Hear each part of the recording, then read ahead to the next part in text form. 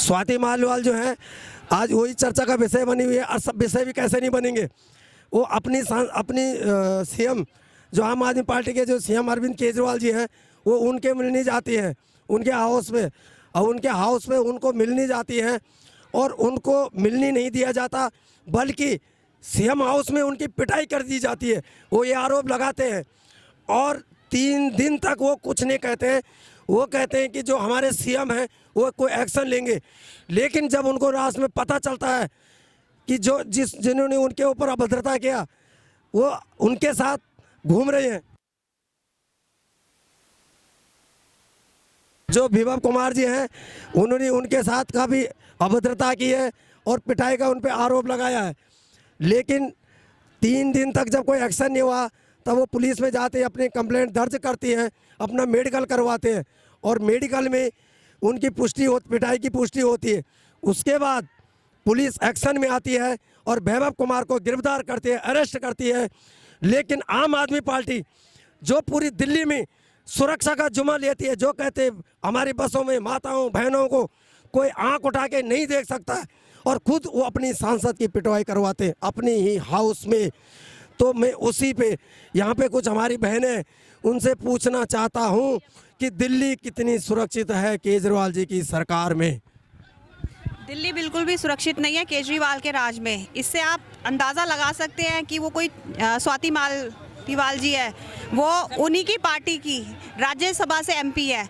जब उनकी ये दुर्दशा कर सकते हैं, इस तरह का उनके साथ बिहेव कर सकते हैं, जो आम बहनें उनके साथ क्या करते होंगे। ये सिर्फ झूठ है, भ्रष्टाचारी सरकार है, हर वक्त झूठ बोलना इनका काम है। अभी कल यहाँ पे अम्बेडकर नगर विधानसभा में आए थे, उन्होंने बोला कि मैंने जेल में बड़ा मिस किया, मैं जेल से आ गया हूँ।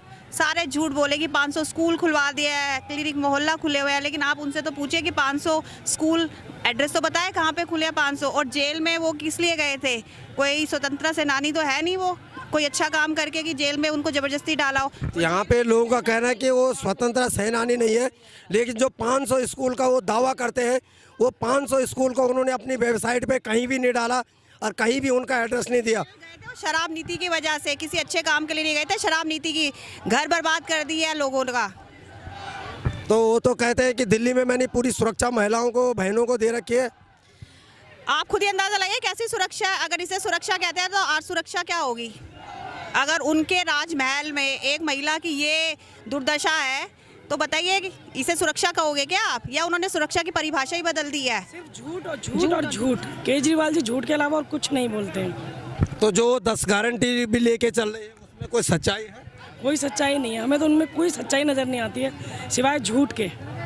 सुरक्षित कर दिया है। महिलाएं लोग 10 बजे 11 बजे निकल के अपनी शॉपिंग करती थी, अब तो इतना डरती हैं कि 9 बजे भी नहीं निकल पाती हैं।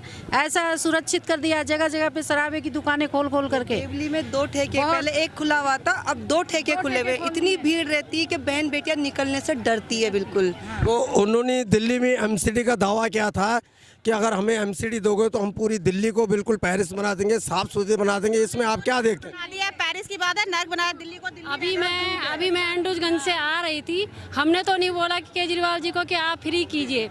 अभी 3 बसें मेरे आगे से निकली है, 456। जब मैं साकेत से आ रही थी 434। किसी भी 3-4 बसें गई, एक भी बस नहीं रुकी। क्या हमने बोला कि आप टिकट ना लो हमसे? कोई भी वो नहीं है कि लेडीज़ खड़ी है, धूप में है, बच्चों के साथ में है, लेकिन बसें नहीं रुकती है। क्यों? हमारा क्या वो है उसमें कि तुम टिकट फ्री करो या पानी फ्री करो।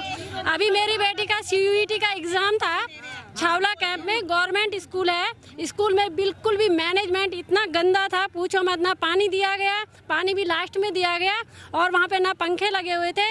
इतनी गर्मी में बच्चा 1:30 बजे से वहाँ बैठा हुआ है। छावला की बात है, CUET का एग्ज़ाम था, बहुत ही गंदा मैनेजमेंट था।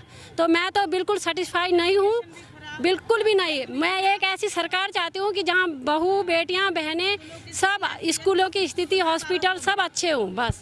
तो आपने देखा होगा यहाँ पर किस तरह दिल्ली की स्कूलों की पोलें खोली जा रही है और लोग कह रहे हैं कि हमें तो बस फ्री नहीं चाहिए। इससे बढ़िया तो सही था जो पहले टिकट लेते थे।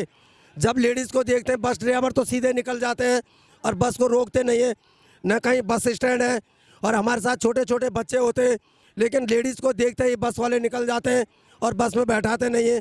ये दिल्ली के बसों के हाल हैं, ये यहाँ पे लोगों का कहना है। और लोगों से भी हम यहाँ पे कुछ बात करेंगे।